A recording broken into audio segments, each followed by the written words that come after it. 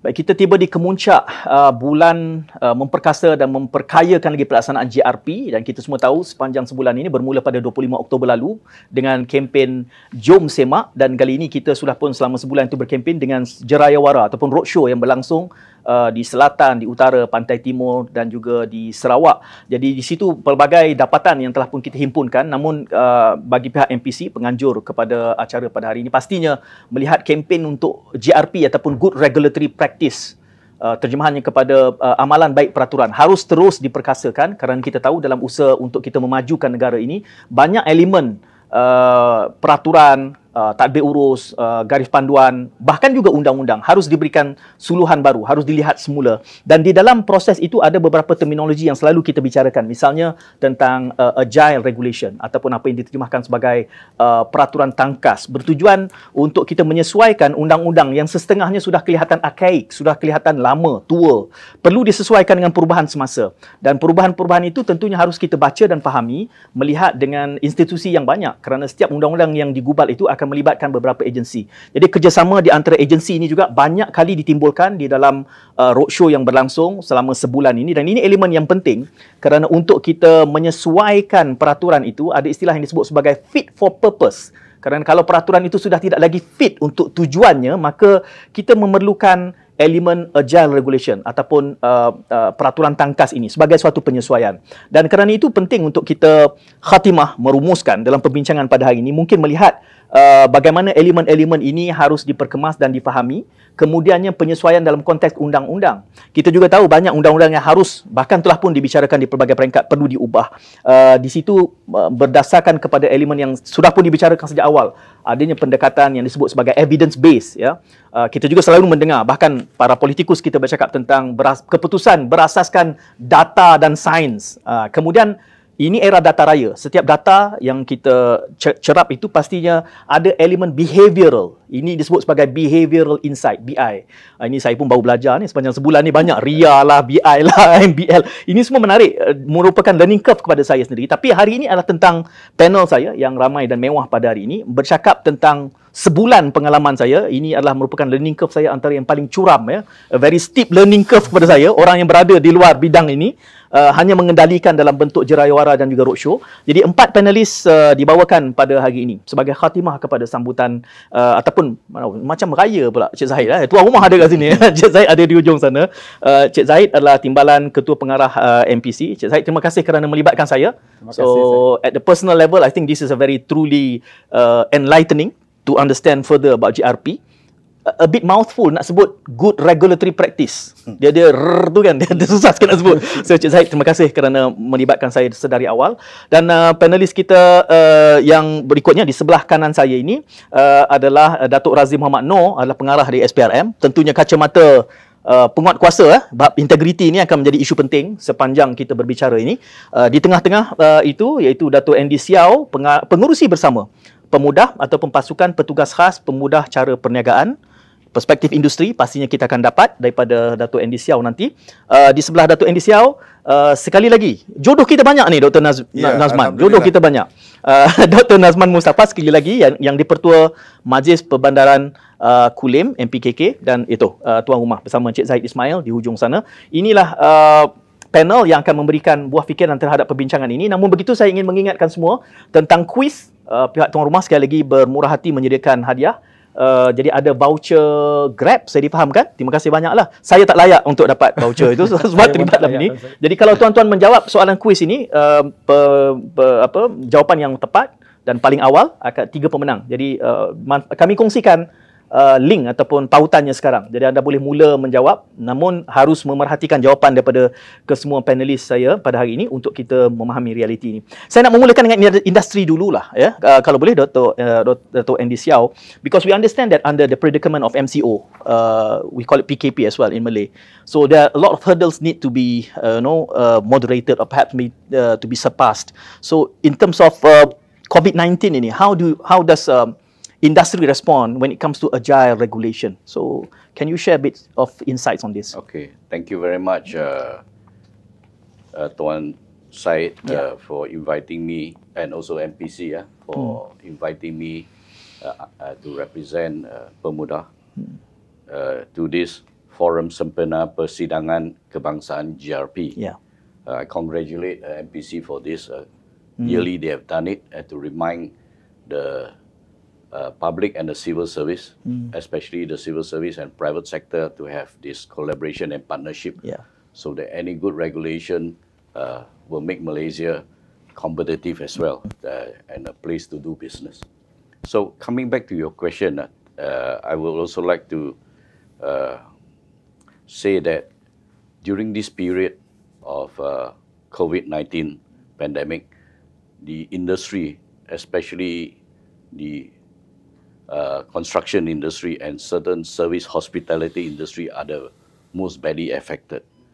And during this period, Pemuda has been busy getting some of the industry work, helping them to get it started, to get them back on their feet. Especially during the period of the MCO period, a lot of companies were forced to stop their operation. And this also has caused a life and livelihood issue. Livelihood issue are issues where people cannot, especially if they are self-employed, they cannot get a job, they cannot continue to do, they cannot earn a living. So this has caused a lot of distress to the men on the street, as well as the rakyat, as well as the industry. But I come from the manufacturing background, and during this period, some manufacturing industry that were in the essential services and product, they were allowed to operate. That is not a problem. But even though they were allowed to operate, some of the companies that are doing manufacturing are affected by the supply chain, because some of the ports, like our ports, they have to close, or they have to work under the strict SOP. Some factory, they also were asked to work at a certain SOP of half the workforce. So it doesn't give a very a smooth flow on the production on the manufacturing side. But what we have done now is that I must say that we have gone through this, a few MCO. They were very good period where we had good SOP, and there also a period where we have very confusing SOP. So I think this also affects the rakyat. This is where I think some of this SOP, right? We wish they were consulted earlier with the private sector, public and private sector. This is where I think even a simple, good regulatory practice like this helps during this period, rather than the day the government knows all is also not right, because the public is the one, the private sector are the one that have to continue their livelihood. All right. So we are also working very hard under the Pemuda, which is, as we mentioned, we are a special task force to facilitate business, and we are established by the government to ensure that Malaysia remain an attractive. Not only that we have to get our domestic market, we also have to get foreign investment to come in as well. So making Malaysia also a competitive investment location for us. So during this period, Pemuda do what they can to try to facilitate business, especially at the different level, federal, state, and even local council. This is where there are some good improvement from the local council, which Dr. Nazman has done in his state. So I would like to refer to my second guest because I think the insight that you just shared truly underpins the effect of agile regulation. You know, when things are unprecedented and very much different prior to MCO, I think.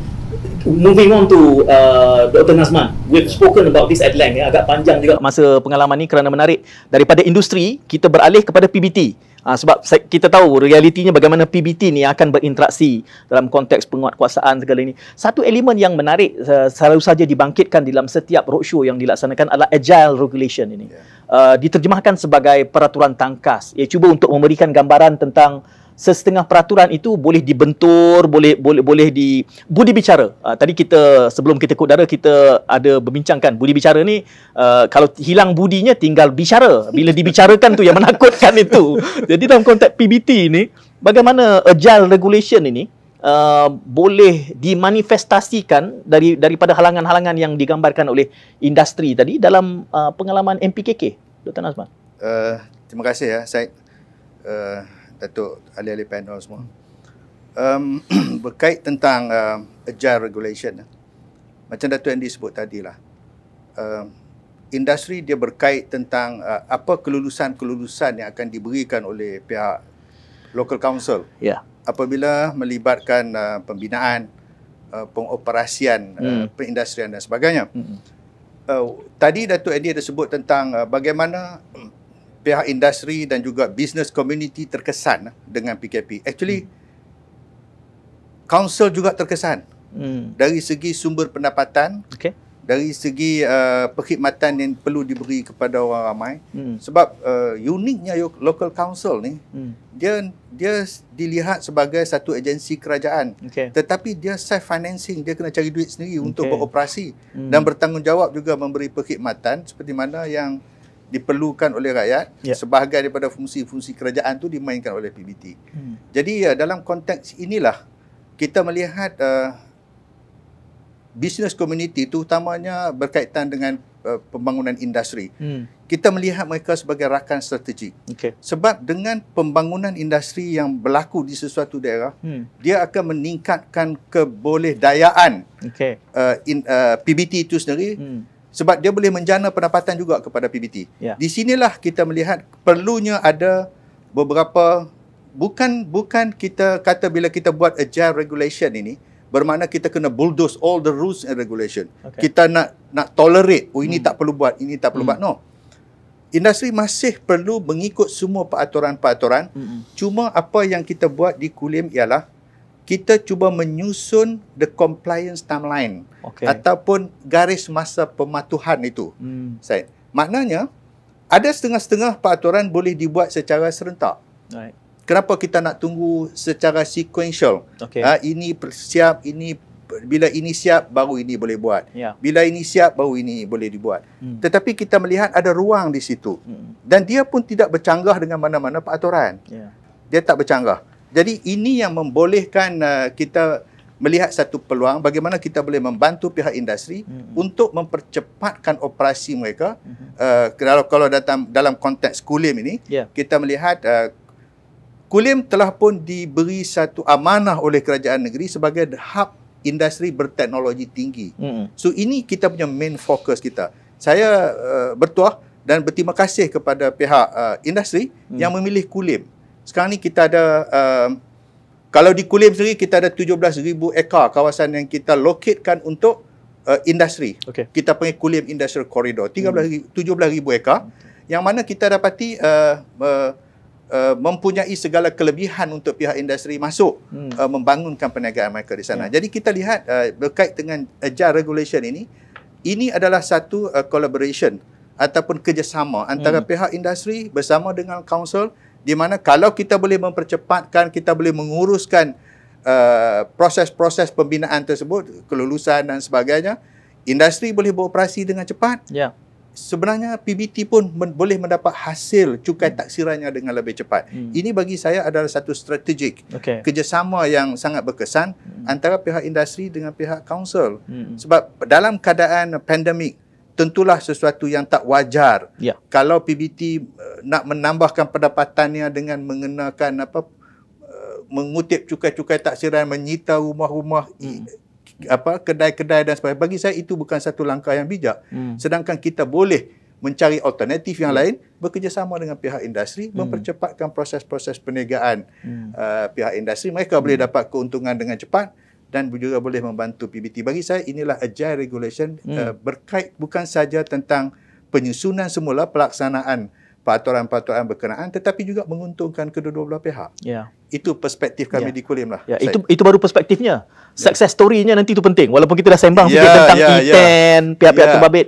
Kerana ramai orang kata, ini bolehlah, dari segi frameworknya boleh dilaksanakan. Tetapi pernahkah dilakukan? Itu kita kena ulang semula sekejap lagi, Dr. Nazman. Tapi bercakap soal agile regulation ni, kita kena tenang juga dekat SPRM ni. Datuk Razim, sebab perkataan agile itu sendiri menggambarkan bahawa ada flexibility, ada keluasan. Dan keluasan ini juga kalau kita tidak perhati, tidak particular, tidak menjaga betul-betul, akan boleh dimanipulasikan. Ini agile katanya. Cut corners lah segala macam. Proses yang dilangkau misalnya. Jadi peranan SPRM juga masih penting untuk memastikan integriti ini terlaksana. Jadi bagaimana elemen integriti ini dari kacamata SPRM dalam konteks peraturan tangkas atau agile regulation ini, Datuk Razim, kalau boleh kita kongsi. Okey, terima kasih Syed. Seperti mana yang kita semua banyak yang kita semua tahu kan, kalau sebelum ni antara perbuatan rasuah yang berlaku adalah disebabkan oleh peraturan-peraturan yang melecehkan. Kan? Tapi pegawai-pegawai pelaksana terpaksa mengikut peraturan tu. Jadi kalau mengikut saya amat menyokong dasar peraturan tangkas ni. Sebab kalau dulu kita pernah dengar nak cepat kena hulu rasuah, sogok, kena sogokkan. Semuanya nak shortcut. Maknanya semua orang sekarang ni dah tak boleh nak apa? Masyarakat bisnes Datuk tak boleh nak tunggu lambat. Sebab masa tu adalah kos. Dan kita tengok ada peraturan, ada kes-kes yang besar berlaku. Kalau beberapa tahun yang lepas, kalau 4 tahun saya ingat, 2017, satu kes yang antara yang terbesar yang dibongkarkan oleh SPRM pada waktu itu adalah kes berkaitan dengan Jabatan Bekalan Air Sabah. Ini adalah disebabkan tidak adanya peraturan-peraturan yang leceh disebutkan. Melecehkan. Kan kontraktor nak cepat. Jadi bila tak ada dia kerja-kerja kejemasan tidak jelas. Jadi bila tak jelas kan, jadi hampir semua projek dikategorikan sebagai kerja kecemasan. Ini. Jadi walaupun kita nak katakan tangkas untuk cepat, jadi unsur-unsur check and balance tu kena diambil kira. Kan, isu-isu integriti kena diambil kira. Dan salah satu peranan kami di SPRM adalah untuk membantu agensi-agensi sekiranya agensi membuka peluang untuk kita sama-sama dalam penyediaan SOP. Sebab sekarang ni rakyat banyak mempertikaikan ketulusan. Jadi apabila kita telus kat mana yang kita nak shortcut, walaupun kita nak potong peraturan tu untuk jadikan lebih tangkas, tapi tidak membuka ruang dan peluang untuk berlakunya peluang rasuah. Datuk, saya nak tanya sedikit soalan susulan saya apabila saya mendengar daripada Datuk Andy tadi, juga Dr. Nazman ini dalam konteks MCO secara spesifik, dapatannya, culaannya, surveynya macam mana? Adakah meningkat dalam konteks elemen isu integriti ini? Ada yang boleh dikongsikan sedikit? Ya, kalau kita tengok berdasarkan laporan-laporan ataupun kita aktiviti yang kita laksanakan, terutamanya daripada sektor operasi. Seolah-olah kita ni sama je. Kita pun tak ada macam SPRM ni adalah satu essential agency untuk kerja-kerja penguatkuasaan. Sebab kegiatan rasuah masih berlaku walaupun MCO. Masa MCO. Lagi susah barangkali, lagi pintar dia mencari. Terutama dari segi agensi-agensi penguatkuasa dan juga rakyat banyak mempersoalkan pengegihan kerja-kerja vaksinasi, peruntukan-peruntukan, perbelanjaan peruntukan-peruntukan yang diberikan untuk ni. Jadi salah satu peranan SPRM kita kenalah untuk mengesahkan bahawa peruntukan-peruntukan yang diluluskan bagi kerja tugas-tugas vaksinasi kepada rakyat Malaysia ni tidak diselewengkan ataupun sampai kepada kumpulan sasaran lah. Di mana sekarang ni lah kumpulan netizen banyak mempersoalkan cara perbelanjaan. Yang ini yang kita perlu telus. Kalau tidak telus, jadi akan jadi satu persoalan lah kepada orang lain kan. Kita ada mahkamah dan kita ada mahkamah internet. Ya. Court nowadays. Saya nak beralih kepada tuan rumah. Tapi sebelum pada Cik Zahid ini, saya kongsikan sekali lagi, mengingatkan kepada penonton, kita ada kuis. Tengok tuan rumah teringat kuis. Ada 3 hadiah disediakan. Anda boleh menjawab kuis. Kami kongsikan pautannya di sini. Jadi gunakan pautan yang live ini untuk anda menjawab. Di hujung nanti keputusannya anda akan tahu. Dan terima kasih kepada MPC kerana menaja hadiah yang disediakan. Berbalik kepada isu ini, saya pun dah sebut hadiah tadi tu, sebut ada kan cut corners dan segala macam perks. Datuk Andy dah senyum panjang tu, kita nak tanya pengalaman industri nanti. GRP ni kita persidangan kebangsaannya selama sebulan ni, dan kita pun telah dengar dapatan perkongsian daripada ketiga-tiga panel yang awal. Dalam konteks MPC, selepas kita melaksanakan ini sebulan dan survey yang dilaksanakan, ada banyak insight saya kira yang boleh kita kongsi pada peringkat ini, Cik Zahid. Ya, terima kasih Syed. Pertama saya nak ucapkan tahniah lah kepada Dr. Nazman dan Pak Sokan beliau dan Kerajaan Negeri Kedah kerana berjaya melaksanakan peraturan tangkas, strike a balance between regulatory requirement, industry need, integrity. Saya rasa itu bukan satu perkara yang mudah, tapi berjaya dilaksanakan. Itu yang pertama. Yang kedua, Syed, peraturan tangkas ni kalau kita lihat dia sangat mustahak. Peraturan itu penting untuk melindungi keselamatan, untuk melindungi kesihatan rakyat. Yeah. Tapi yang menjadi masalah ialah idea-idea baru. Okay. Misalnya, saya beri contoh saya. Kita kata macam Dr. Nazman mention tadi. Secara lazimnya, suatu peraturan tu apabila kita nak patuhi, dia sequential. 1, 2, 3, 4. Ada langkah-langkah yang perlu diikuti. Why not kita bagi dia jadi concurrent? Okay. Tapi dihalang oleh peraturan.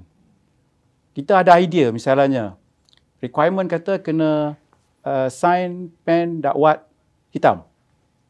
Tapi kita ada idea, why not digital signature? Okay.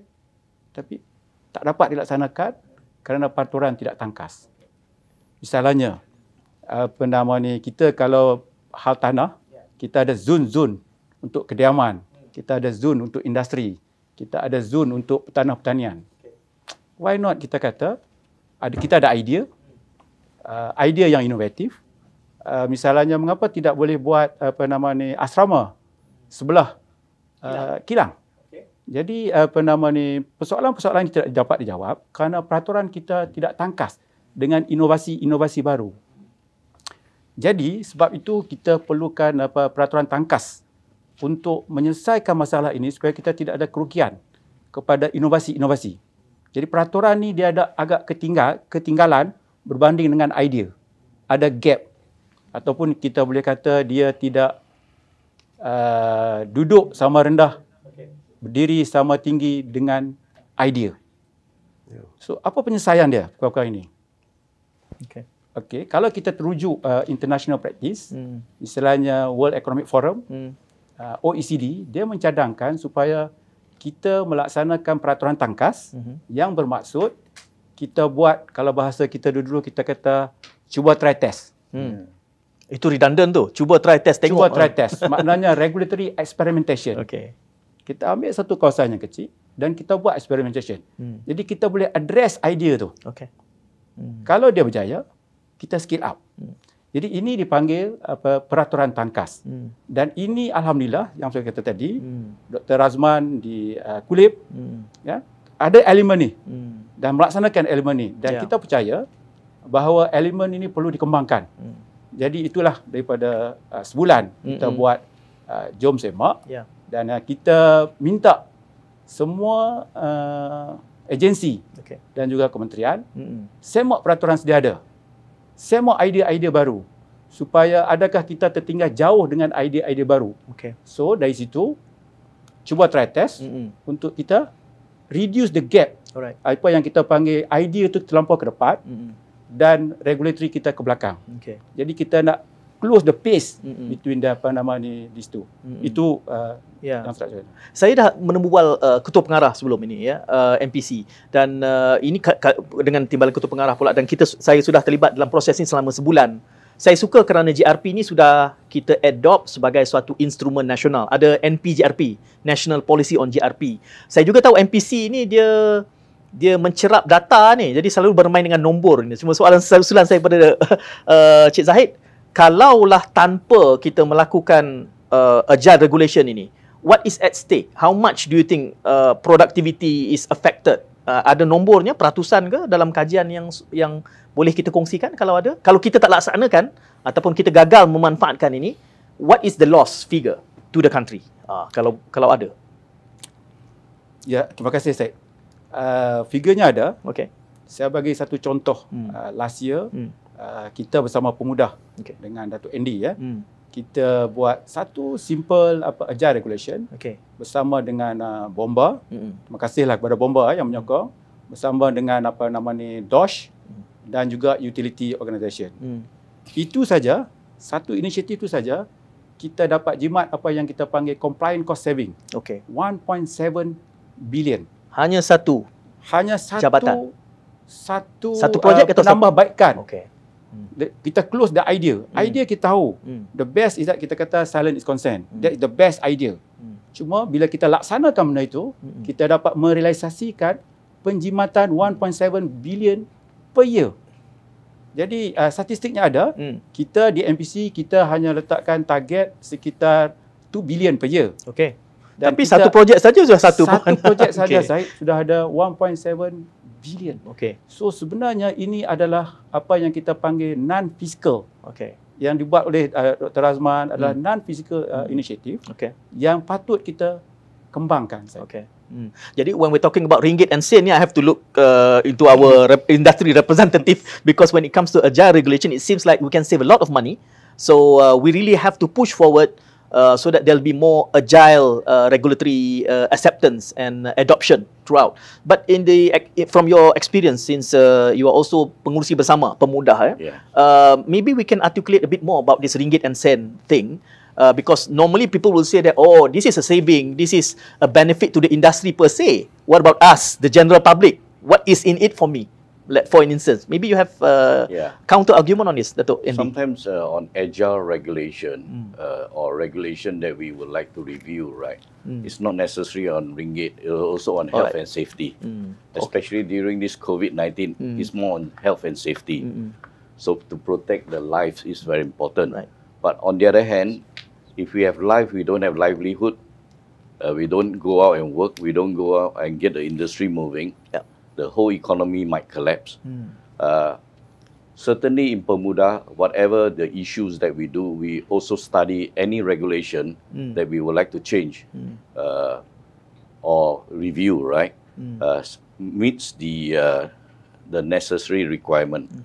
Especially today, it is urgency against bureaucracy. All right, we have to do it now. It's a life and death situation. If we don't do this, because of your bureaucracy, some of the life will be lost. Especially when the Ministry of Health try to do this SOP, a lot of people, will feel that business is more important than life, and some will argue life is more important than business. So it is very important that we need to balance this. Certainly, everybody wants to keep their job, wants to keep their company running. Statistically, like I say, it can be some tangible and intangible. The intangible one, we save life. We don't know how much we save, but life is priceless. It's priceless. Indeed. Betul tak? Industry, we can come back again, provided they are not closed fully. Betul. All right.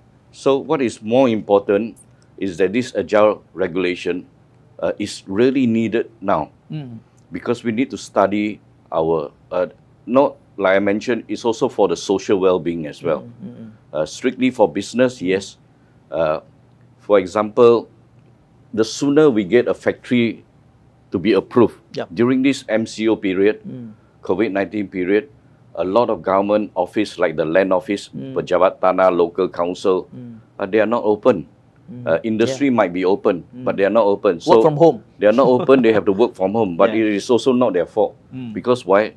They are caught suddenly how to work from home. A lot of the staff cannot bring the software back, cannot bring the computer, they might not have the right equipment, and they are closed system.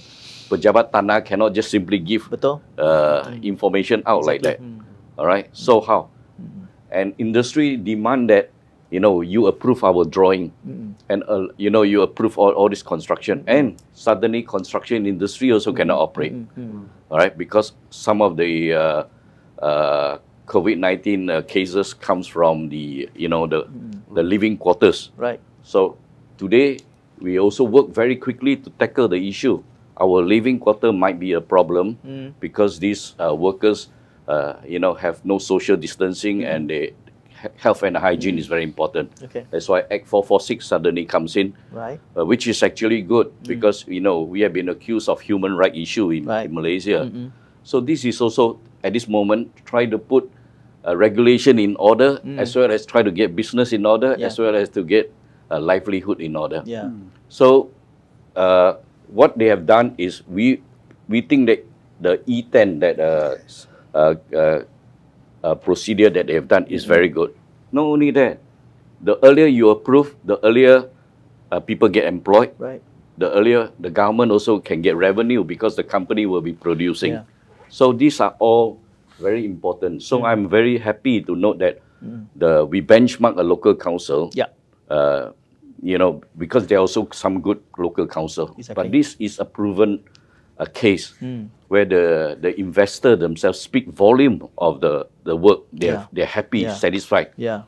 And not only on this E10 issue, I also like to bring out that getting electricity in Kulim High Tech, the power quality is also good. Okay. And that area, there are quite a few high-tech, very high-tech semiconductor wafer fab factory there. Yeah. By the word power, you are referring to the electricity electrical supply. power, not the human power can also power connote something else. Yeah.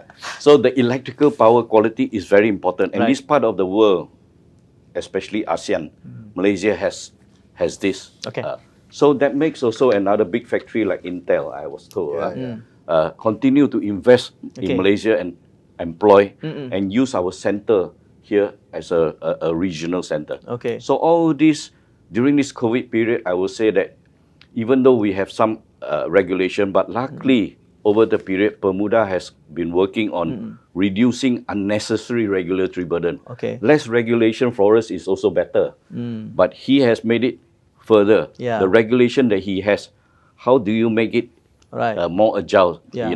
Yeah. So he has put some human touch into that. All right. That's where the our friend said behavioral insight. The human touch is also important. Yeah. So Dato' Andy is also referring to Kulim.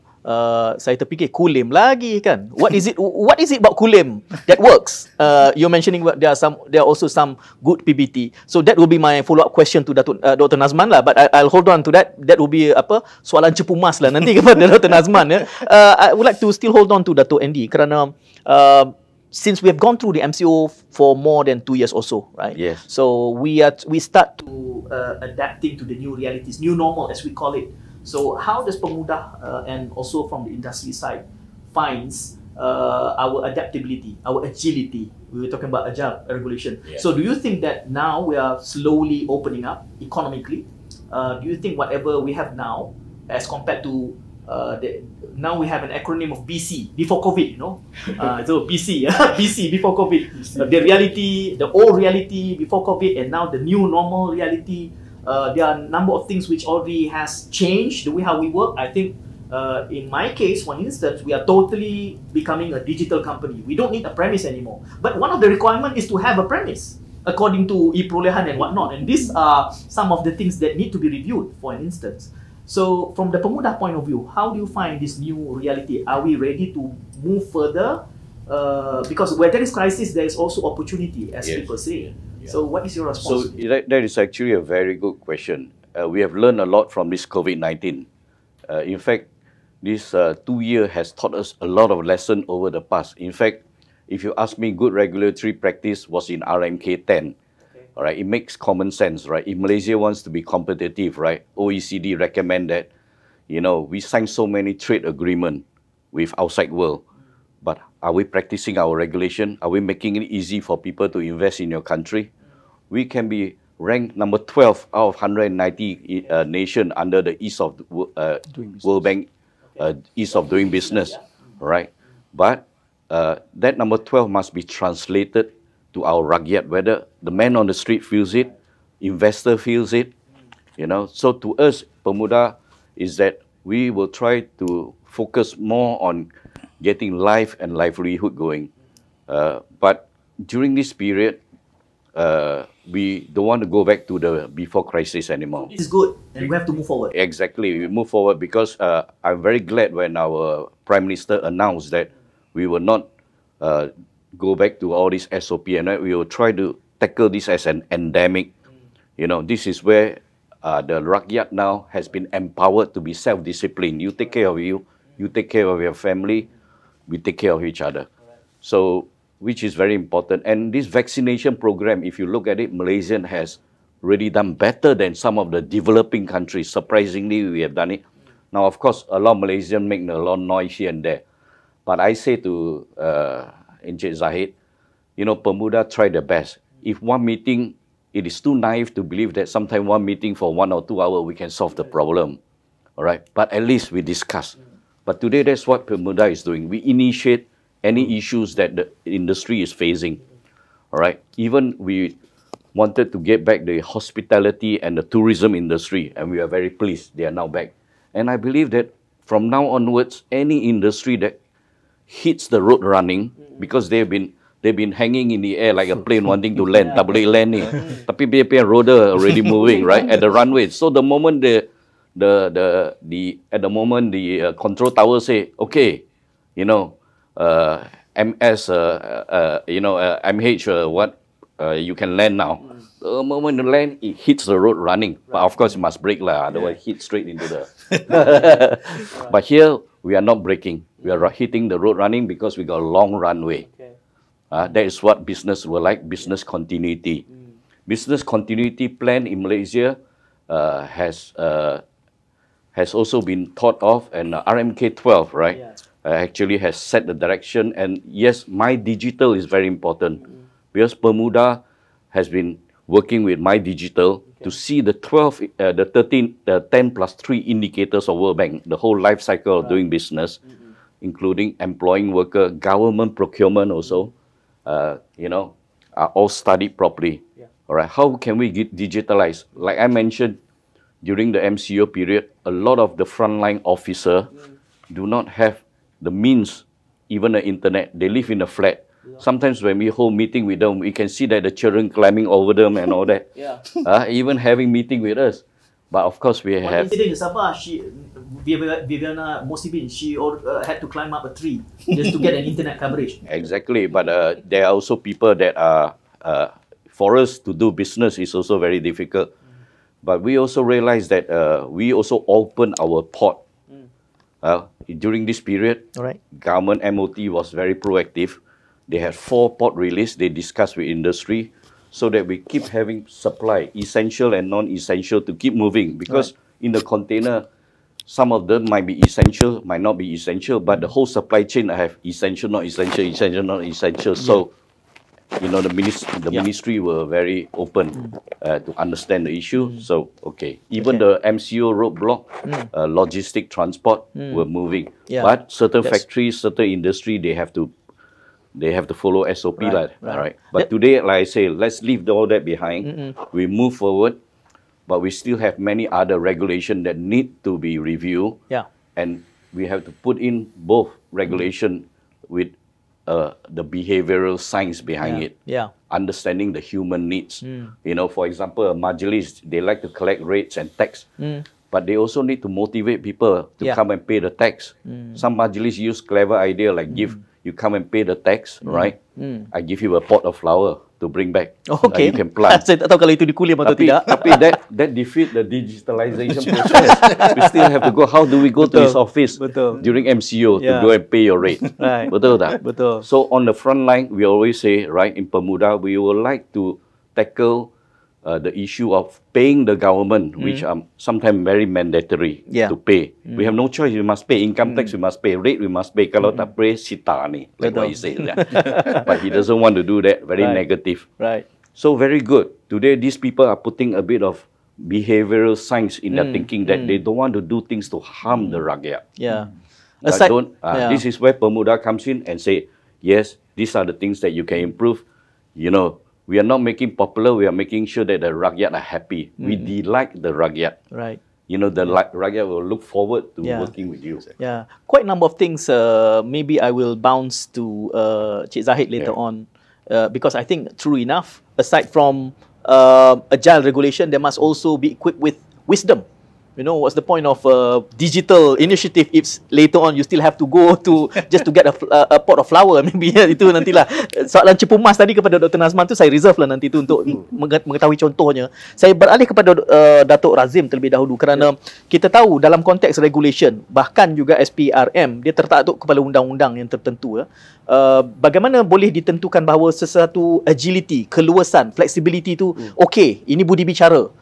Sedangkan ini sudah salah, melanggar. Kan? Kerana kita tahu antara ketakutan atau kerisauan penyelia misalnya, kerana dia ada apa dipanggil buku panduan takbir urus ni. Ini belum berubah lagi. Ini belum berubah lagi dan ini menjadi rujukan mereka setiap hari. Oh, nanti audit akan masuk segala macam ni, dan audit pun bukan hanya audit keuangan itu, dia ada ISO lagi, segala macam audit ni semua. Jadi kita berada di tengah-tengah ini. Dan kemudian di sisi itu pula SPRM tengok tenung macam ni. Jadi nasihat SPRM dalam penguatkuasaan ini bagaimana boleh kita lakukan? Okey, terima kasih Syed. Kita kena faham bahawa pegawai-pegawai macam yang berkhidmat di jabatan-jabatan kerajaan ni adalah memberikan perkhidmatan. Jadi dalam memberi perkhidmatan mesti ada peraturan-peraturan yang tertentu.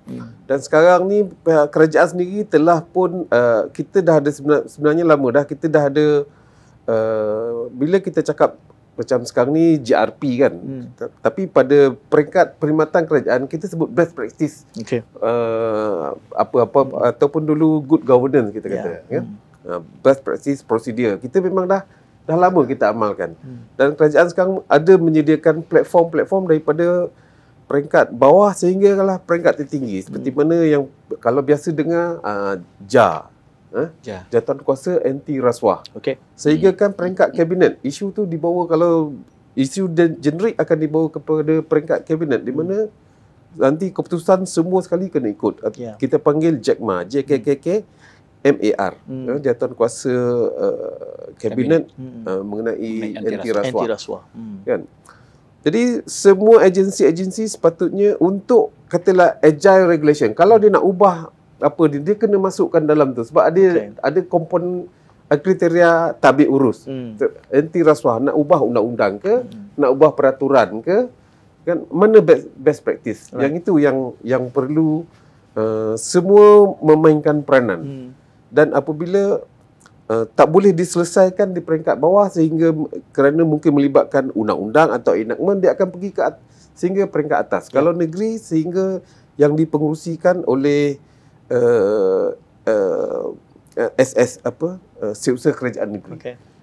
Kalau peringkat apa yang dipengerusikan oleh peringkat kekuasaan oleh Ketua Setiausaha Negara, dan isu yang tak boleh diselesaikan akan dibawa sehingga ke peringkat kabinet untuk diputuskan. Kan? Jadi bagi saya yang ini satu platform yang patut digunakan oleh semua pihak dalam kerajaan dan pihak swasta juga. Kita ada seperti mana ingat Datuk tahu kita ada UKAS di peringkat Jabatan Perdana Menteri. Boleh bagi cadangan kepada sana. Kan kepada ataupun kepada agensi-agensi yang berkaitan. Sebab kita kena tengok kalau di parlimen setiap tahun kita alert kepada laporan Ketua Audit Negara di mana kebanyakannya adalah isu-isu perolehan. Kan ini adalah duit rakyat. Cukai yang dikenakan oleh rakyat dibelanjakan. Jika berlaku ketirisan itu jadi rakyat sensitif. Kan? Sebab ini duit mereka. Dan ingat kalau semua kita pun mengikuti perkembangan pendedahan kes-kes yang dibongkarkan oleh SPRM yang berkaitan dengan perolehan. Yang inilah yang kita kena tengok balik perolehan tu. Tadi saya dah sebutkan sekiranya peraturan tu yang menyusahkan, yang panjang kan, yang kita dah cuba untuk memudahkan, simplify. Sekarang kita sebut tangkas kan. Dulu memudahkan kan. Yang mana nak potong lepas tu kita tengok balik. Adakah memendekkan tempoh tu betul-betul kita kena mengambil kira seperti mana saya cakap, isu integriti tu kena ambil kira. Itu kita kena apa. Sebab kita tak nak ingat 10 tahun dahulu kita ada satu kes. Ini kalau nak sebut pun yalah, tapi benda dah berlaku. Semua orang tahu, saya cuba ingatkan, kita kongsi balik. Pembongkaran tangkapan terhadap beberapa orang pegawai tabung haji dalam isu untuk pergi ke Mekah. Kan? Okay. Di mana pegawai itu ini pasal nak haji ekspres. Kan? Nak cepat, potong queue. Ni kumpulan bisnes. Ejen-ejen apa ni akan merasuah kepada pegawai di tabung haji yang terlibat tu untuk siapa yang pergi melalui ejen tu, narai nama dia bagi tu dimasukkan dalam sistem. Pencerobohan sistem. Kan? Untuk letak namanya jadi atas. Sebab tabung haji dia punya peraturan lain yang di mana siapa yang tidak ni ada proses rayuan, boleh mengemukakan rayuan dan akan diberi pertimbangan. Jadi yang inilah sebab apabila kita memberi perhatian kepada satu kumpulan, kita kena fikir adakah tepat ataupun adil kepada yang lain. Sebab semua orang mahukan hak mereka. Kan? Jadi kita kena ada peraturan mengata mana yang tak dapat tu, itu dah peraturan yang kita tetapkan. Itu antara contoh lah. Kita tak naklah berlaku yang macam tu. Kan macam kita ni yang orang-orang yang beragama Islam kan, dia nak pergi menunaikan ibadat yang suci, tapi kena bagi duit rasuah dulu. Agama pun ada isu integriti juga. Nak buat benda baik pun ada isu integriti juga. Tu isunya. Yang ni yang ialah tak sepatutnya berlaku. Tak sepatutnya berlaku. Walaupun Datuk menyebutkan begitu, pada hemat saya itu frameworknya. Sebab kita mula nak soalan cepu emas tadi kepada pihak yang dituding-tuding 2-3 kali ni kan. Datuk Andy pun sebut. Digambarkan tadi Dr. Nazman ada peringkat-peringkatnya. Sebelum tiba apa tadi Dr. Razim, Jack Ma, jawatan kuasa kementerian untuk kabinet untuk mengatasi ataupun anti rasuah ini.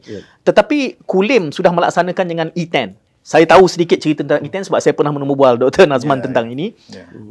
Sedangkan tadi gambarannya kena bawa di peringkat sekian, sebelum naik sekian. But you made it dengan E10. Dan itu selalu MPC selalu sebut saya kena belajar daripada Kulim misalnya, Datuk. Dan hari ini bukan hanya MPC sebut, industri pun sebut. Power supply. Sebelum Datuk, kita bukan kita kena bawa peringkat. Dia boleh melaksanakan terus. Apabila sehingga masa tu dia cuma laporkan je. Itu yang saya nak belajar. Bukan dia kena tunggu diteruskan. Macam mana? Saya. Apa yang Datuk cuba katakan adalah kita buat regulatory peraturan tangkah ni terpimpin. Maknanya secara terbuka, bukannya sembunyi-sembunyi. Jadi itu yang kita kata regulatory experimentation. Maknanya kita eksperimen dulu. Why not kita test this idea? Because sekarang kita nampak huge gap between the idea and also the existing situation. Jadi nak close the gap tu, experimentation secara terbuka. Itu yang kita kata terpimpin. Ramai pihak yang mengetahui dalam keadaan ini. Itu yang Datuk kata integriti. Kita boleh peluaskan. Dan sebab masalahnya sekarang adalah kita nak cepat. Kalau kita boleh misalnya kalau ikut prosedur, tapi dia akan jadi lambatlah. Kita kena pergi ke parlimen dulu untuk unlock perkara ini. Jadi itu yang kita kena buat sembok adalah kerana kita tidak ada masa. Kita nak cepat dari segi pemulihan ekonomi. Jadi jika peraturan yang menghalang, idea kita ada, kita tak dapat laksanakan. Kadang-kadang idea yang tak dapat dilaksanakan di Malaysia, dia akan pergi keluar. Pergi ke Singapura ataupun pergi ke negara-negara lain kerana di negara-negara itu dibenarkan idea-idea yang nampaknya tak masuk akal. Tapi kalau kita kata tadi, cuba try test di Malaysia dan kita belajar dari situ. Secara umum. Dan di MPC kita memimpin tadi itu supaya tidak berlaku potensi-potensi ke arah integriti lah. Jadi terpimpinlah regulasi tangkas kita itu. Saya rasa spotlightnya sudah diletakkan pada Dr. Nazman ni. Dia dah mendidih menggelegak dia tadi dah dia nak respon ni. Dia dah kongsi sedikit dengan saya 15 minit sebelum ini, tapi itulah ceritanya. Ramai penonton yang mendengar, how did you do it? Sedangkan bukunya kata ABC. Tapi tiba-tiba Kulim buat AD. Macam mana ni? Apa yang boleh, apa yang tak boleh? Dan lesson learn yang penting untuk kita ulang-ulang semula, Dr. Nazman. You are in the spotlight. Betul. Ya, terima kasih Syed. Saya sangat bersetuju tentang pematuhan kepada integriti. There is no compromise about that. Because kita laju macam mana pun, tetapi kalau dari soal integriti kita tak pertahankan, dia tak akan bertahan lama. Jadi perubahan tu tak akan berlaku dalam tempoh yang lama dan tak sustain. So that's why dalam konteks Kulim, apa yang kita buat E10 E10 ni sebenarnya saya cerita sikit lah latar belakang. Ramai nak tanya 10 tu sebab apa? Ramai orang tanya kenapa 10, kenapa tak 12, 17 or 25 or what kan? Sebenarnya begini, saya boleh cerita sikit latar belakangnya. Saya dihubungi oleh syarikat Aspen Glove sekitar bulan September untuk nak membangunkan kilang Aspen, untuk membangunkan kilang glove di Kulim. Dan dia beritahu saya kami perlukan masa 10 bulan untuk nak ekspor barang ni. So saya ambil perkataan 10 tu dan saya bekerja backward. Maksudnya 10 bulan dia datang berjumpa saya lebih kurang bulan 9, ujung bulan 9. So saya kata kalau bulan 9, 10 bulan di antara bulan Julai atau bulan Jun. Saya ambil satu range masa. So daripada situ, bila dia nak memulakan operasi, of course dia perlukan license. This is regulatory come in. Regulatory framework. Dan dia perlukan CCC. Dan sebelum tu dia kena bina dulu bangunan dia. Dan bila dah complete semua, dia dapat CCC, lepas tu dia akan dapat license, lepas tu dia boleh beroperasi. Okey, daripada situ kita perhatikan, kita mengadakan engagement dengan dia. Bila you nak start piling work, bila you nak start masuk mesin, bila you plan untuk dapatkan CCC, bila you plan untuk dapatkan license, bila you plan nak memulakan operasi. So yang itu yang sebab di antara salient features of E10 adalah customization. Kita customizekan keperluan dia. Tetapi mereka kena ikut peraturan. Dia kena submit ke OAC. Lepas tu, bila dia submit ke OAC, kalau ikut peraturan di bawah OAC, dia kena ada, contoh, saya ambil contoh lah, Traffic Impact Assessment dan Road Safety Assessment. RSA dengan TIA. Ini wajib diikut. Ini ada dalam checklist. Ada dalam checklist. Tetapi, kita panggil JKR because dia punya owner tu adalah JKR. Saya beritahu, ini kawasan yang kita nak bangunkan, ni kawasan yang telah pun ready. Tempatnya dah, tapaknya dah ready, infranya dah ready, jalannya pun dah ada. Dan sebenarnya TIA itu telah dilaksanakan pun sebelum tu, waktu membangunkan kawasan tu. RSA pun telah dibuat. Ini hanya untuk membuat TIA bagi kilangnya sahaja. Kenapa nak buat lagi? Hanya nak menentukan jalan keluar masuk. Saya tak kata jangan buat. Saya tak kata no, you tak perlu buat ni. No, saya tak bulldoze yang tu. You kena buat.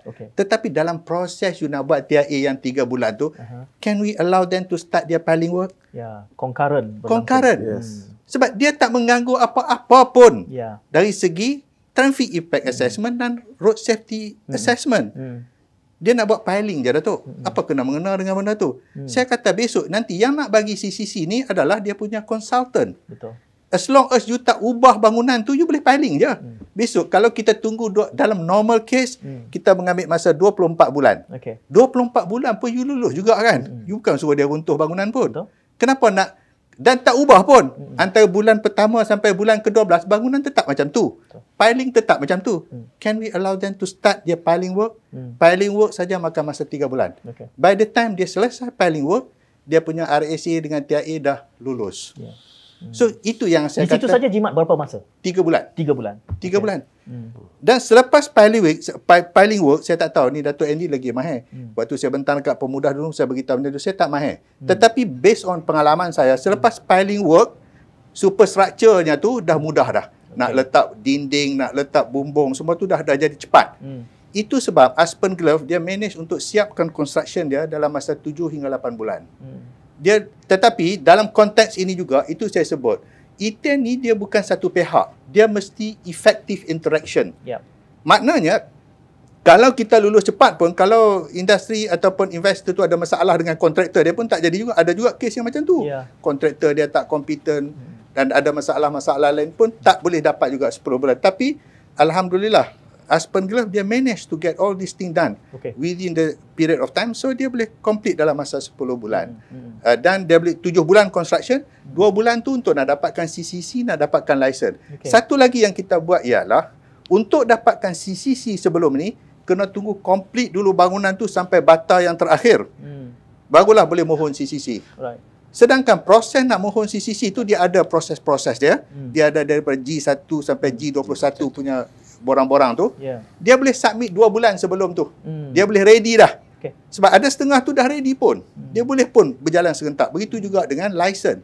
License ni, Selepas dia dapat CCC, dalam masa 24 jam pun PBT boleh bagi lesen. Ya.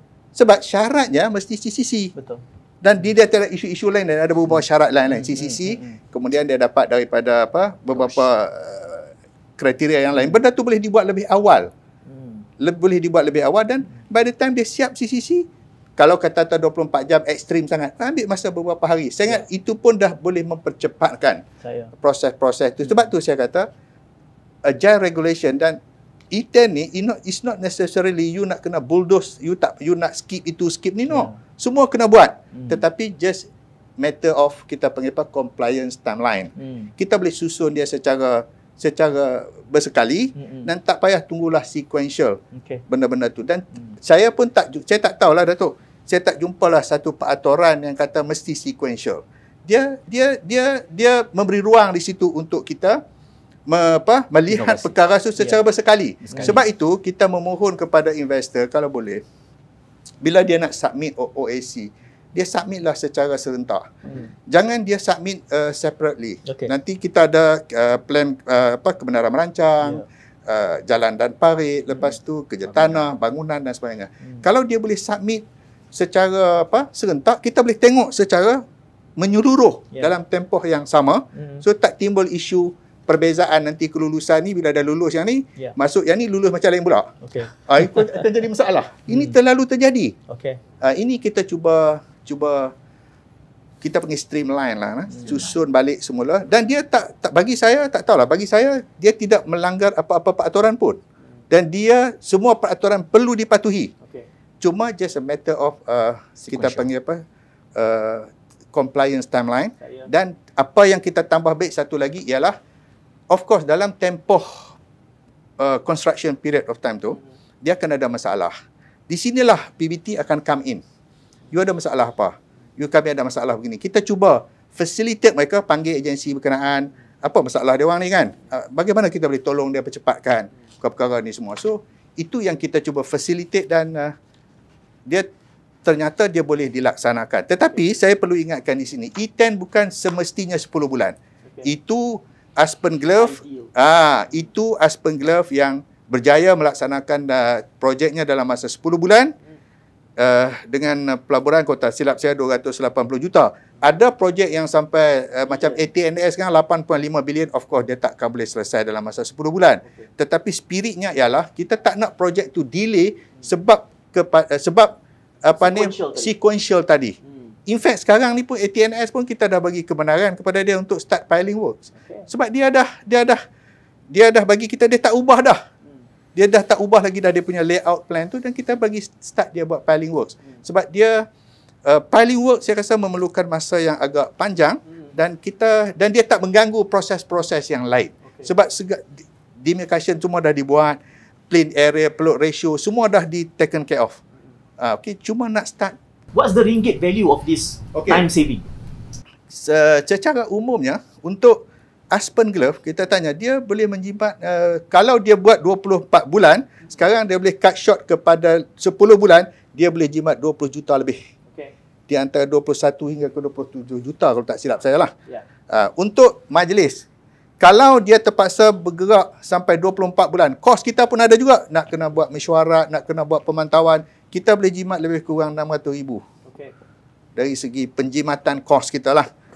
Dan satu lagi yang penting ialah, macam Datuk Andy sebut tadi, kita melihat kepada kalau kita boleh percepatkan apa yang dibuat oleh Aspen Glove di kawasan kita panggil Kulim High Tech Fasa 4.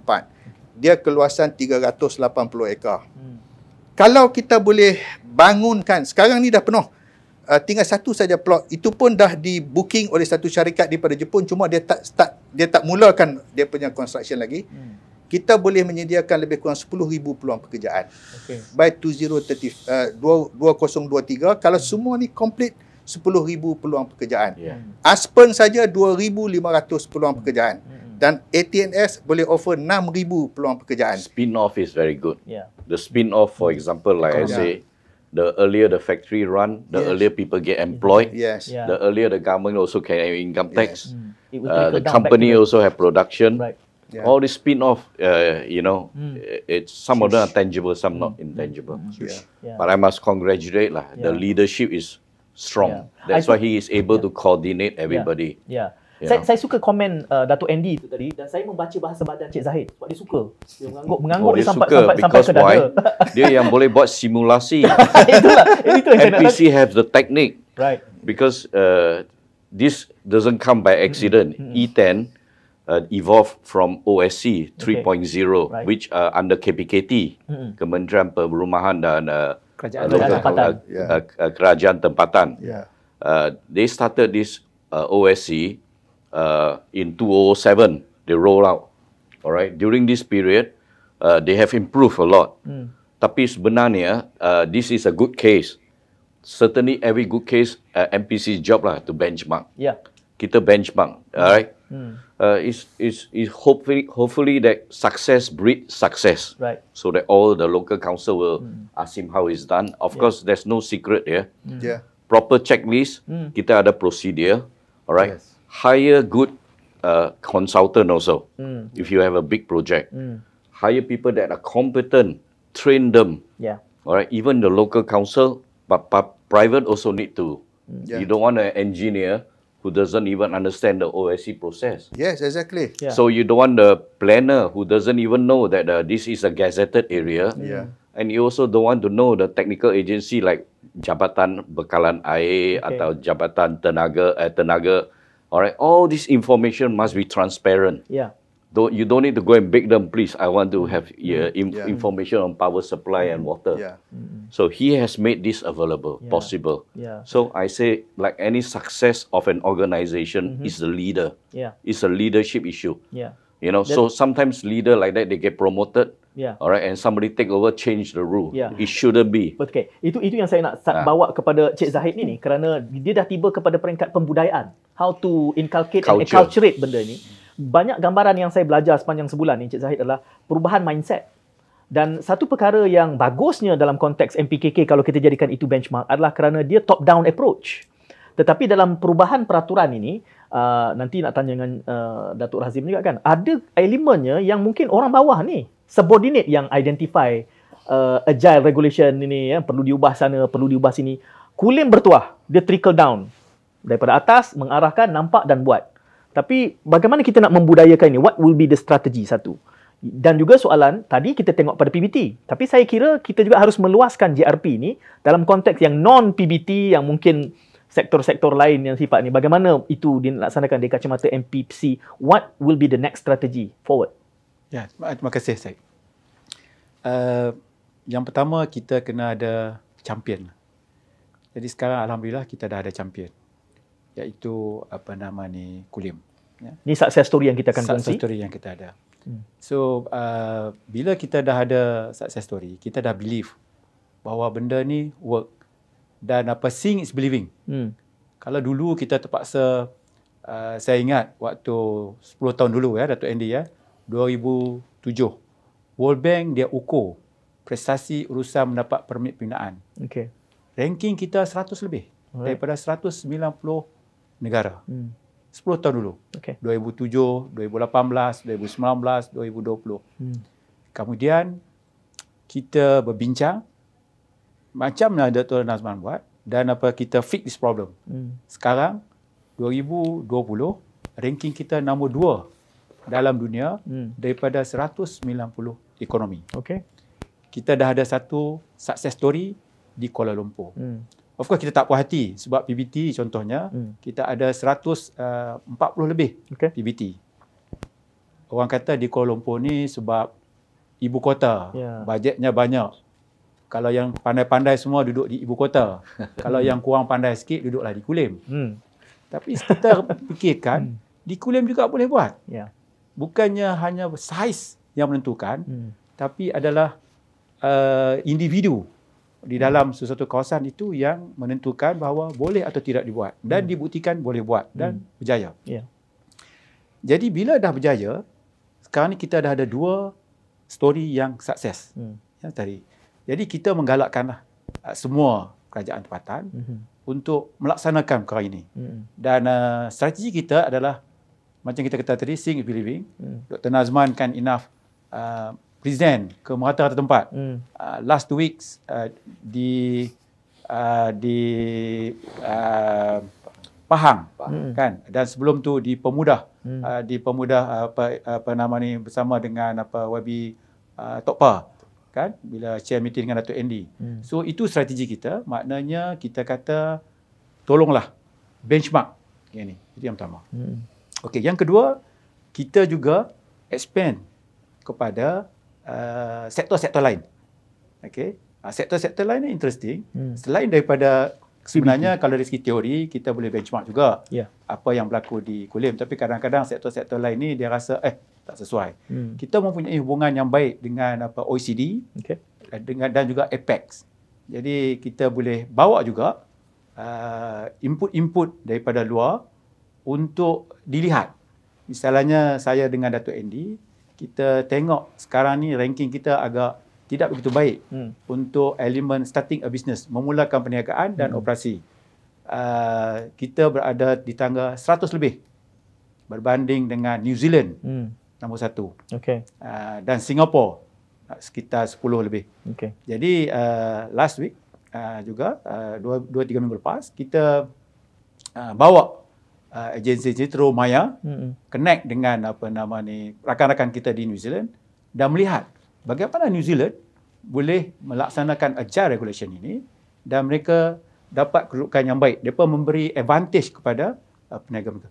So strategi yang MPC gunakan sebenarnya adalah belajar melalui amalan-amalan baik dan merealisasikan di tempat sendiri. Itu saya. Ya, Dr. Nazman, tadi kita ada melihat bahawa Dr. Nazman juga menyebutkan bahawa ini bukan hanya soal PBT tapi ada agensi-agensi yang concurrent bergerak ini.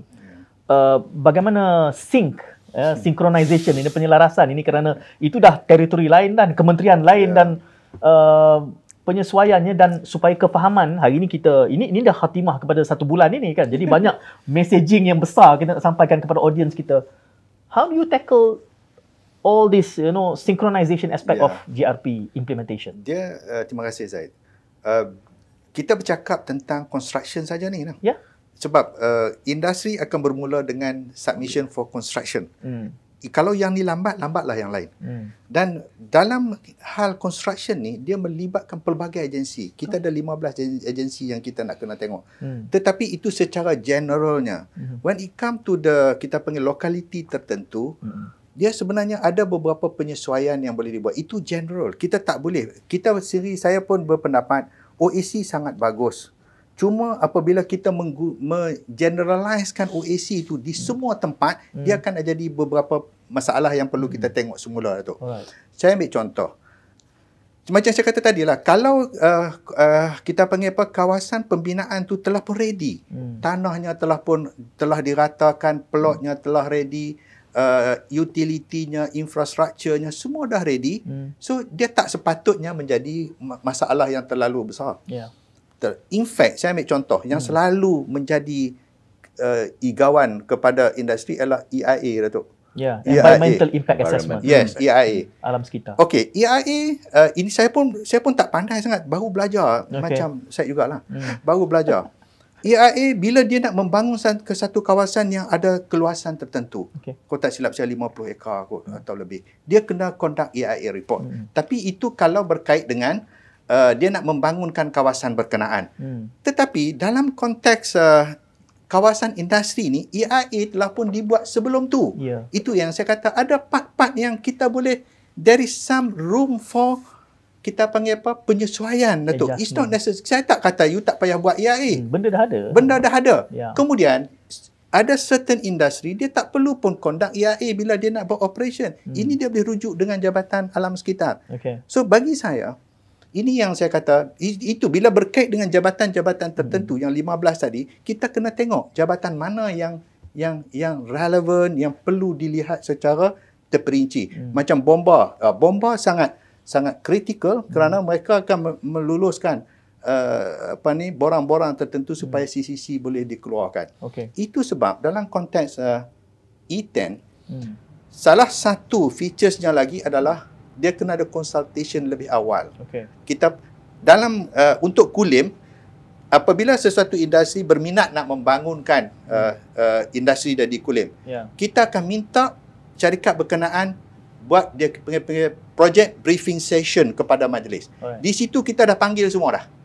Bomba kita dah panggil. Wanggo semua boleh dengar sekali. Semua dengar. Kita tengok yang utama. Saya mengambil contoh macam ATNS. Bila dia masuk, dia punya projek sangat compact. Sangat compact. Dan saya difahamkan dia akan bawa masuk 2,000 mesin untuk operasi dia.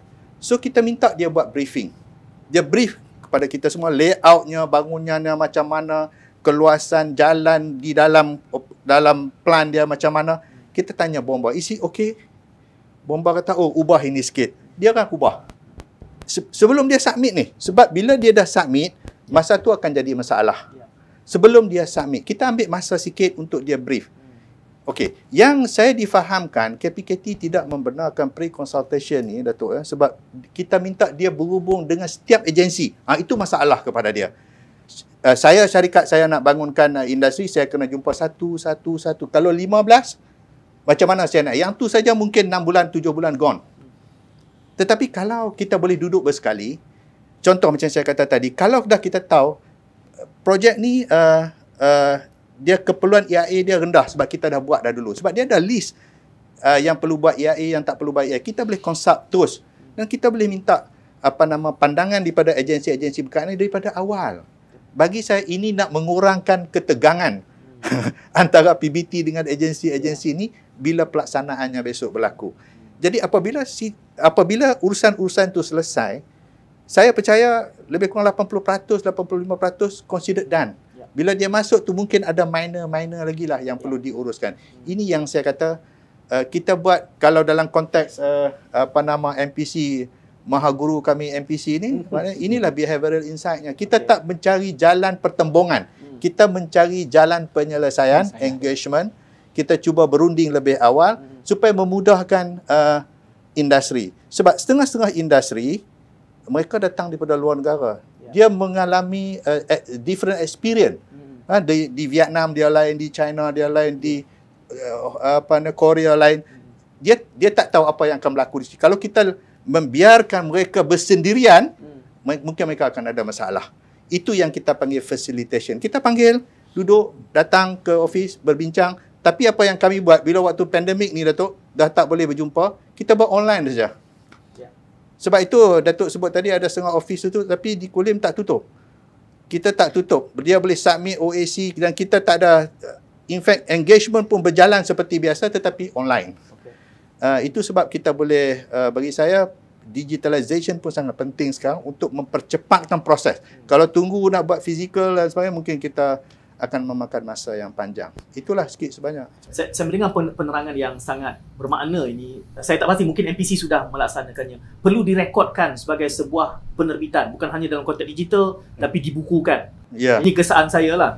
Kalau sekurang-kurangnya mungkin menjadi monograf bersama MPC dan juga Kulim. Jadi ada referen yang saya sangat berminat. Kita boleh bantu amplify dan kongsikan dengan banyak agensi lain. This is a testimony bagaimana GRP, Agile Regulation boleh dilaksanakan. Tapi saya pun nak kena proses must be institutionalized. Setuju.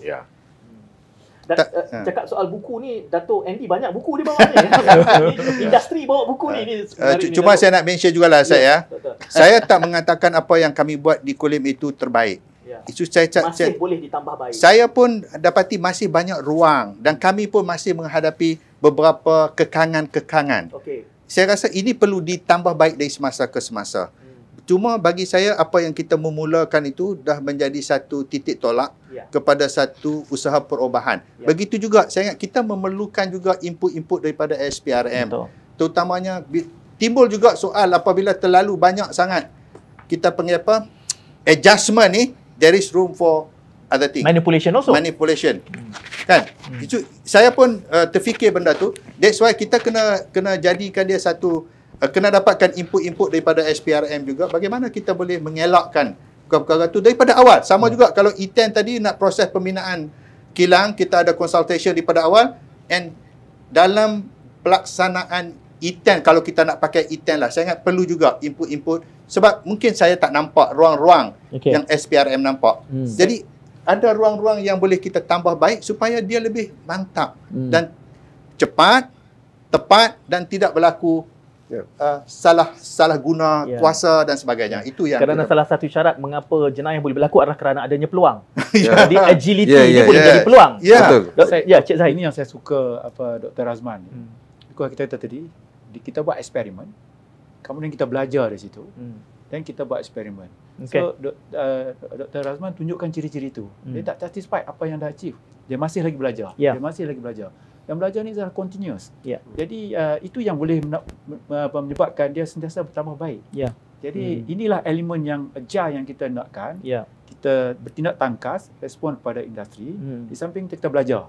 Apa yang baik kita amalkan, apa yang tambah tak begitu baik kita elakkan di masa hadapan. Sebab kita dah belajar daripada pengalaman yang lepas. Jadi satu langkah yang bijak, Dr. Nazman pun mungkin yang ke depan kita akan jemput SPRM untuk tengok robust tak robust kita punya model ikan kita ni. Mana loophole yang masih ada. Maka lagi pentinglah diterbitkan dalam bentuk sebuah monograf sekurang-kurangnya. Jadi edisi pertama, edisi kedua kita boleh belajar tu kan. Mana pengalaman kita bersama-sama dengan SPRM. Cantik. SPRM MPC, pemuda mungkin dengan tuan Syed sekali. Bila lagi, tak ada masalah. Okey tuan-tuan, satu perkongsian yang sangat menarik. Saya nak memberikan ruang kepada semua kerana sebulan ni roadshow ni, saya sendiri pun saya sebut pada Dr. Nazman, saya rasa betul lah sebab diundang. Jadi penglibatan secara peribadi itu memberikan saya pencerahan, memberikan satu insight yang menarik. Kerana kepada khalayak awam, kita tak nampak JRP ni sebagai satu benda. Kalau sebut pun kita tak faham apa bendanya. Nak kuih jenis apa benda ni kan JRP ni. Dan saya melihat kerelevanan dan kepentingannya dihayati. Kerana di dalam pengalaman saya menemubual KP sekurang-kurangnya, saya belajar bahawa rupanya JRP ni ada peranan rakyat kerana ada UPC, ada portal consultation, ada MyMudah. Dan saya dah gunakan MyMudah tu untuk memohon penambahbaikan dalam konteks capaian internet. Ini saya punya forte lah ni. Ni kita marah sangat ni kalau internet kita slow ni kan. Nak cakap bab 5G, 4G pun tak selesai lagi. Kerana infrastruktur. Jadi saya sudah menggunakan MyMudah itu. Saya ingin berkongsi kepada penonton juga memanfaatkan MyMudah ini dan UPC. Jadi ini adalah merupakan sebuah penglibatan semua. Kita ada wakil industri, ada SPRM, ada PBT, tetapi rakyat juga yang mungkin rasa, oh I don't fit in this. Actually semua ada.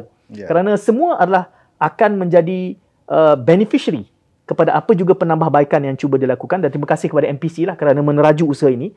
JRP diinstitusikan. Tapi Dato' Andy juga mengatakan bahawa pengalaman yang menarik di ITEN ni juga harus diinstitusikan. Bagaimana itu mungkin bahagian kedua lah kot forum kita nanti ya. Cik Zahid saya nak beri ruang lah kepada tuan-tuan semua. Saya nak mula dengan Datuk Razim dulu selepas kita mendengar perbincangan ini.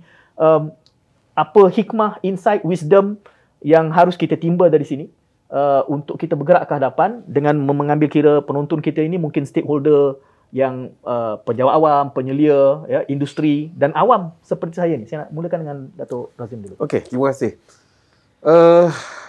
Kita semua, saya cuba nak menjelaskan bahawa peranan SPRM ni adalah untuk memastikan semua orang mematuhi peraturan yang sedia ada.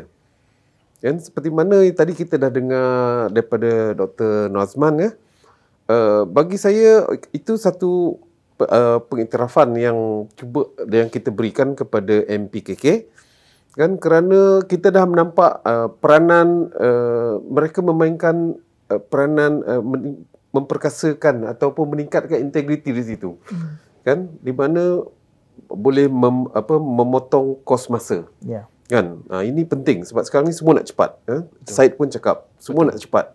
Dan 4G pun tak puas hati lagi nak 5G. Nak 5G. Kan? Sebab tapi kita tak naklah kalau sehinggakan menjadi satu orang panggil macam simpulan bahasa pula. Kalau yang dulu-dulu kerana peraturan-peraturan yang lapuk ni yang patutnya kita perbaharui ni, sehingga ada yang kita semua sebut duit pelincir. Ya.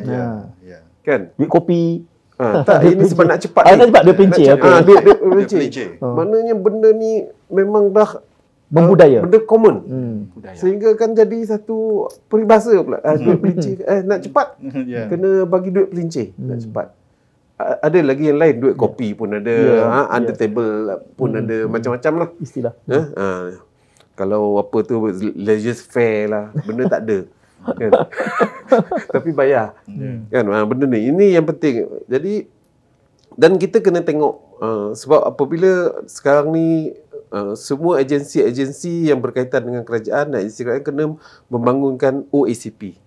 Di mana salah satunya antara yang membantunya adalah SPRM. Apabila elemen yang sebelum dia kena buat perancangan anti rasuah dia, dia kena tengok, kita panggil CRM, Corruption Risk Management. Apabila kita mereka membentangkan dan kami facilitate saja, kan? Dalam peraturan yang sedia ada di agensi mereka, dekat mana ada memang dapat kesan lagi ruang dan peluang untuk berlakunya rasuah. Yang itu yang kita perbaiki. Kan selain daripada apa program-program nanti. Jadi benda ni kena sentiasa berterusan. Dan satu lagi, kita ada word sekarang ni, banyak orang dah gunakan proaktif. Tindakan-tindakan proaktif. Macam apa yang PMPKK buat kan. Itu sebab proactive. Kita tahu benda tu akan berlaku. Kenapa nak tunggu sehingga time dia baru kita mula nak buat? Kan? Dan benda ni kita dah ada prosedur. Should be ready benda tu. Kan? Bila time dia masa je dia dah ready. Dah ready kan. Dan kena pula sekarang ni kita dah ada sistem. Kita dah ada semua ada dalam komputer dah. Kenapa nak tunggu baru nak buat benda-benda macam ni lah. Ini yang masa. Kan? Itu antara apalah ya. Dan kita kena bahawa peraturan yang sedia ada memang tidak boleh diketuai. Peraturan itu diadakan untuk dipatuhi. Kalau tidak, ramai orang lain tak semua nak ikut kepala sendiri susah sebab kita memberi perkhidmatan kepada masyarakat. Kan? Itu antara yang apalah kan. Dan kita bila nak cepat ni mintalah pihak industri pun kena ni sebab masing-masing nak cepat. Sebab dalam kes-kes SPRM yang kita tangkap, pegawai-pegawai yang menerima rasuah ataupun sorokan daripada pihak industri. Kan? Jadi pihak industri pun kena fikirkan keadilan, fair, kena fair. Jadi peringkat kerajaan pula kita fikirkan fair to everybody kan. Jadi inilah kita punya kekangan ni yang perlu kita perbaiki dari semasa ke semasa. Kebimbangan pihak kerajaan sekarang ni adalah kita punya peringkat yang muda-muda ni, yang generation ni, dia sebab apa yang dah berlaku selama ni, ketirisan, masalah rasuah ni, mereka tak nak campur dah dengan kita. Sedangkan mereka patutnya take over. Saya dah nak bersara ni. Kan? Itu sebabnya kerajaan sekarang apabila membuat dasar-dasar kena ambil kira yang netizen ni. Mereka tidak ke hadapan. Kan? Kita pun tak tahu kemampuan mereka macam mana kan. Tapi kalau mengentam tu memang kemampuan tinggi. Sehingga kan baru-baru ni kalau ingat last month ke Israel pun perli kita. Sampai ke sana Israel koyak. Ada dia punya kempen tu. Israel menang di Olimpik pun dia canon kita kan. Maknanya dia orang tu pengaruh dia kuat. Yang ini yang bagi saya pihak kerajaan mengambil kira ni dan dalam kita pun mengambil tindakan-tindakan nak cepat kita kena memuaskan hati dia orang. Sebab kalau tidak peringkat muda ni tak nak keluar. Kita perlukan mereka. Kita ni idea dia. Tenaga dah. Pengalaman ada. Kita perlukan mereka tu untuk dapatkan pengalaman dan mereka akan mengambil alih negara. Mengambil obor dari kita. Saya suka apabila industri datang lengkap dengan buku JRP-nya tu. Kebetulan Dato' MD pula depan dia ada meja kan. Penuh buku JRP tu Dato'. But some parting remarks to our audience today with regards to the closure of this 1 month roadshow of GRP campaign. From Pemuda Syara and also industry. Thank you very much. But first of all, I must address that Pemuda, we continue before pandemic, after pandemic, we still continue our work to address service delivery issue. And also relate directly to investment as well as, I say, starting a business, which we mentioned, continue to look at livelihood, lives, of rakyat. So whatever we do doesn't that necessarily have to benefit business, but the man on the street, rakyat, must feel it. So what is also important that Pemuda recognize the changes in the rule and regulation that are also required. Just now we mentioned, today it has also wake everybody up that we need to make sure that our regulation like this, what we have put, a guide to reducing unnecessary regulatory burden. Okay. Right, during the period, as you know, Pemuda work through the delivery services. Half of our memberships are from the Director General level, Director level, or from the civil service. Normally the Director General level who can make some decision, Secretary General level, and then KSN level, of course. KSN is the co-chair when it comes to. Now, if it cannot be solved at the KSN level, KSN will decide whether the issue escalate to, like what we do, to EAC or you know, but most of the issue that we feel, right, are operational issue, can be settled. Okay. It's just need good leadership, need good understanding, Vision. A bit behavioral insight. Right. You know, think about what the rakyat is feeling if you don't do this, right? This type of thing. Today, a lot of our regulation are from British time. Those days, they act very much like a, you know, boss. Yeah. Only they have a say, you don't have a say. But today, we have to change. Our youngsters today, right, don't even want to listen to some of the old kita punya story anymore, right? But what is most important is our people must feel we have universal value and good work ethic. That's very important. That they know that they have a sense of responsibility. So I must actually thank MPC, which is our secretary to Pemuda, gives Pemuda the platform. No matter what, Pemuda, as you know, we don't publicize, our activity, whatever we do, is felt by the rakyat. For example, like the immigration, you can get your passport in, you know, my wife told me now, half an hour can get it, now 1 hour. But if you look at the client charter, it's 48 hours or, you know, in fact, they can give you in 48 hours, but they make you happy. Right? And not only that, now today you go to some government agency, they home out the Wagga emas, like JPJ and all that. You don't even need to wait. Wagga emas through. So that is why there is a respect there. And this is where behavioral science comes in. All right. So during this period, the MPC has actually facilitated our meeting. They are the semangat. We also have semangat, enthusiasm. And we also today have worked with the secretariat, you know, MPC, under Zahid's leadership and Dato' Latif and also Puan Nadia. They facilitated us with permanent secretariat. In addition to doing their job, these secretariat staff are now learning, and they will one day become the technical expert. So this is where MPC, which is actually tasked to look at this this national policy on the development and implementation of regulation, NPDIR, under OECD recommendation in RMK 10, already 2013 at that time, right?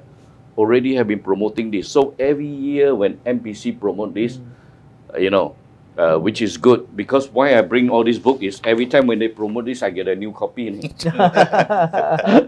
I get a new copy, but this is very good is because the highest level KSN, you know, can only make sure that these are all practiced. He has launched one, the latest one, National Policy on Good Regulatory Practice, but the keyword is good regulatory practice. So this is very important because at the top, he reminds all the civil servant, because he's the highest level, right? He reminds the civil servant that there are proper rules to do this. Even if you want to increase a regulation, you must do a regulatory impact analysis. Why is this regulation necessary? Even if you want to remove the regulation, but we prefer it removed if it's not necessary. Less regulation, better to do things. But sometimes regulation are important. Otherwise, people go haywire. Can fall into corruption, can create an accident. You know, simply build a factory without environmental. Today, we must be very conscious. But the technical working group on all the technical working group, this last few years, we managed to conduct our meeting virtually. In fact, we are very pleased that a lot of our members, private sector, public sector, shift their mindset. straight away. We told them, honestly, we love to meet you. You know, we love to have the nasi lemak in MPC. Right. But unfortunately, you know, we have no choice. But they never fail to conduct meetings. Sometimes they work harder than us. Even my co-chair from private sector, they have to drive because they are the one that need to tell the public sector co-chair. Because all these are co-chair, one government side, one public private sector side. But our challenge is that MPC should institutionalize all this good practice that we have done already. Because on the government side, they normally get promoted. When they get promoted, the next one come in with we don't want to the next one to say, hey, I want to reinvent the wheel. You know, Dr. Asman say he can do 10 days. I think he's not right. We should do 12, 20 days. Why? Because he never follow all these rules. It's not true. Because MPC have done the regulatory sandbox, have simulated this and has proven. So we can only improve. We shouldn't go backward. We should be an agile nation. Malaysia, I believe, we are in that stage now on agile nation. So if MPC every year promote this, we are very happy because it just reminds everybody that we actually have a national policy on this. It's because why? This national policy is actually very important, right? This puts Pemuda effort, right, to ensure that any new regulation does not result in disincentives. No incentive to business or investment or trade or to the rakyat. Don't introduce lah, you know. So anything that you do must have a cost benefit. So this is where we have learned. I brought all these books is because I personally read them, and it's all produced by MPC. You know, they are the custodian for. So they should be the custodian, and training and all that can be done through Intan, which is mentioned very clearly.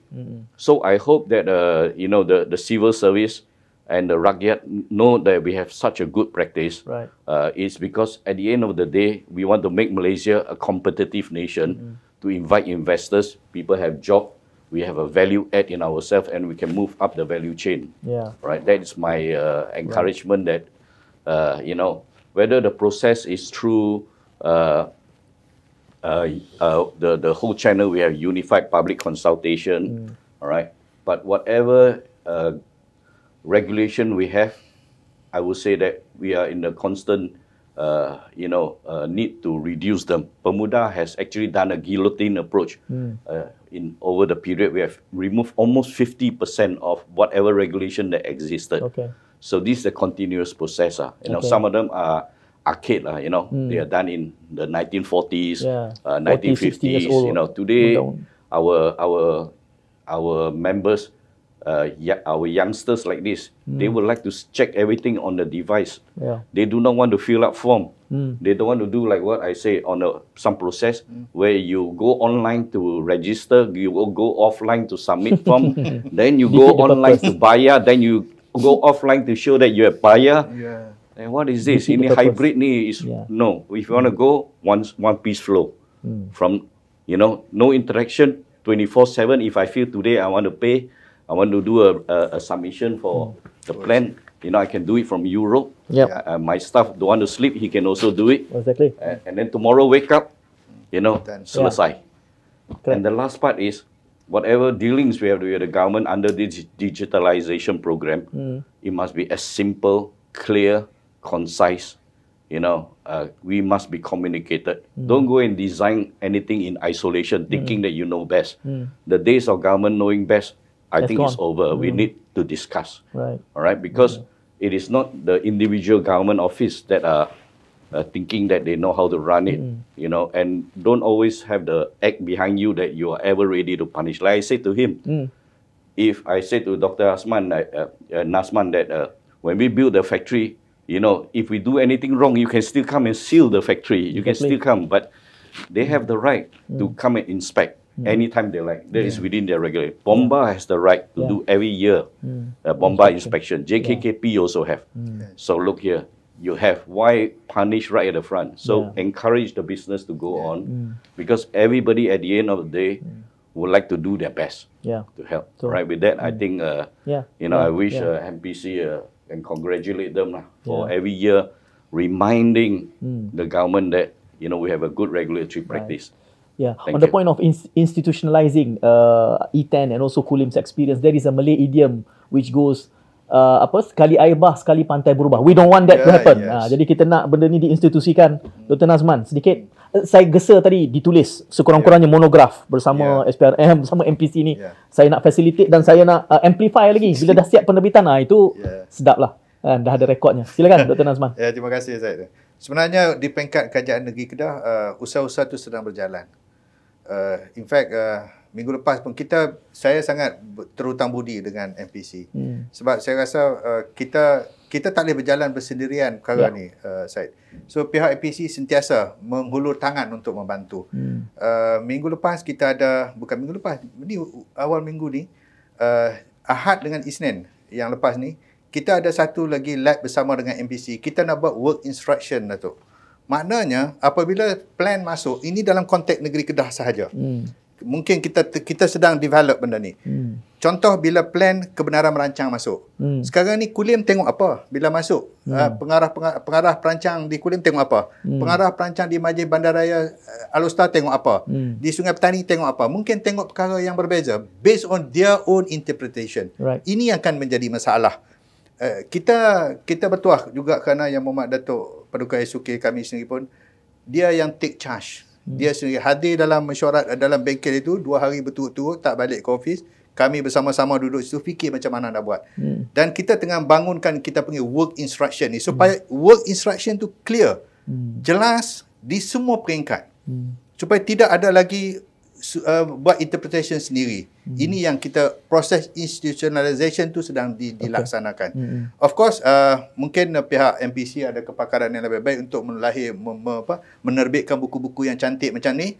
Jadi kita boleh dapat bantuan. Of course, dengan pihak SPRM juga kita tak nak dalam kegairahan kita mempercepatkan itu dia bagi backward pula. Dia bagi pula impact yang negatif dari segi peluang-peluang yang lain.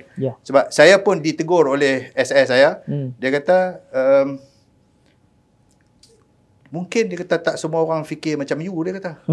Mungkin orang fikir ini satu perkara lain. So dia kata, then gesaan yang sama. Kita kena sediakan satu garis panduan yang jelas. Dan dalam konteks kami di Kulim secara skala kecil kami, kita adakan juga satu portal kita sendiri. Kita mulakan dengan investment dululah. Banyak benda. PBT ni menguruskan construction ni, Datuk, hanya satu per mungkin 100 atau 120 kerja-kerja. Saya pun kena tengok longkang pecah, rumput, tanah runtuh, jalan dan sebagainya. Banyak benda lain lagi. Ini hanya sebahagian daripada usaha-usaha kecil kita.